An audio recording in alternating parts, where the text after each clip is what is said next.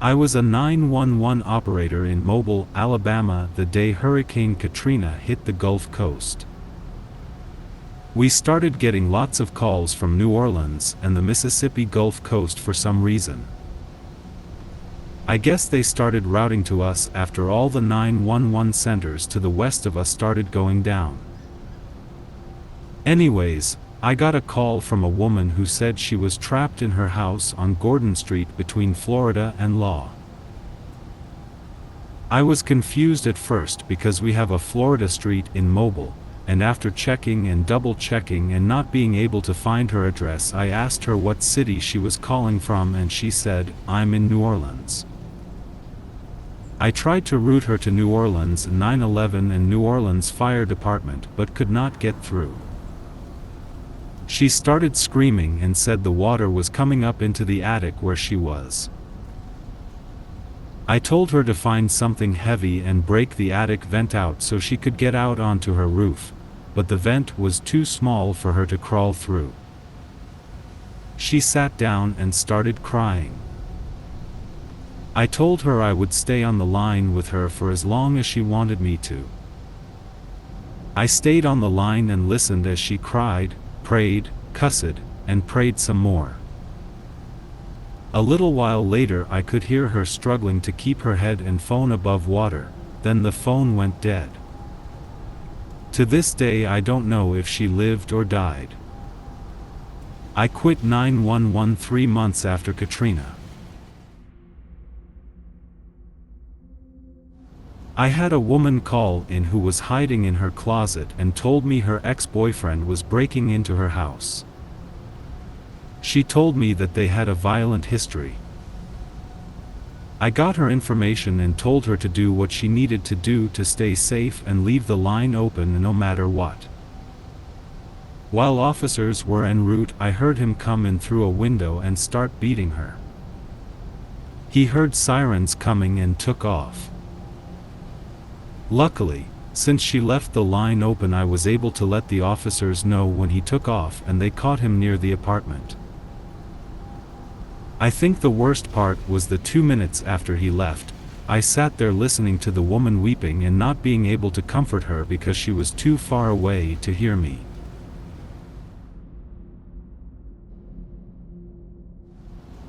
(1979) NYC. Got a call from a crying child, a little boy, saying his mom and dad were fighting and his dad said he was going to throw the mom out of the window. I could hear a terrible fight going on in the background, woman screaming, things breaking, man yelling, etc. The poor kid didn't know his address. We didn't have the technology for Call Idaho and would have to use reverse telephone books. A trace would take forever. Anyway, while I'm trying to get the address, I hear a horrific scream and glass breaking. A few seconds later, the other operators in the room are getting calls about a woman lying in the courtyard who came out of a window. Very sad. Worst of all is that I am sure someone else in this apartment building must have heard this fight, but no one called for help until it was too late. Poor kid. Working 911 in NYC during the 70s/80s was a nightmare. The city had a very high crime rate and shit technology.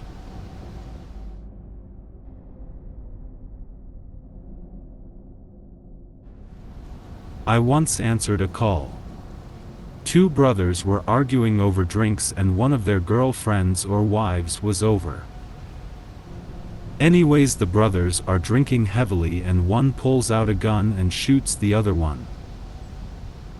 When I receive the call, I can barely get the guy's address over him screaming to send the paramedics. He keeps shouting, "Where the fuck are they?" While I am trying to stay calm and give CPR instructions and tell him to tell the female there to stop the bleeding, firm pressure on the wound. Furthermore, medical cannot go in on scene until police have secured the firearm. Listening to the pain in someone's voice while they are screaming for help kind of haunts you. Both of them had to be around 30 years old. I couldn't imagine killing a family member.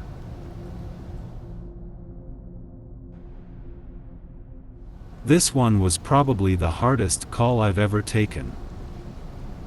The phone rings and there is a little girl 8 to 10 years old. She screams, "Daddy is dead."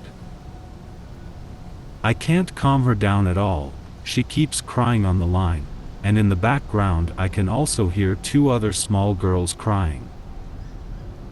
I was watching our call logs and more calls are coming in the same hour for gunshots fired. What had happened is 3 guys had decided to break into a house and thought it was empty, so they rang the doorbell to make sure. The dad startled them and they shot him.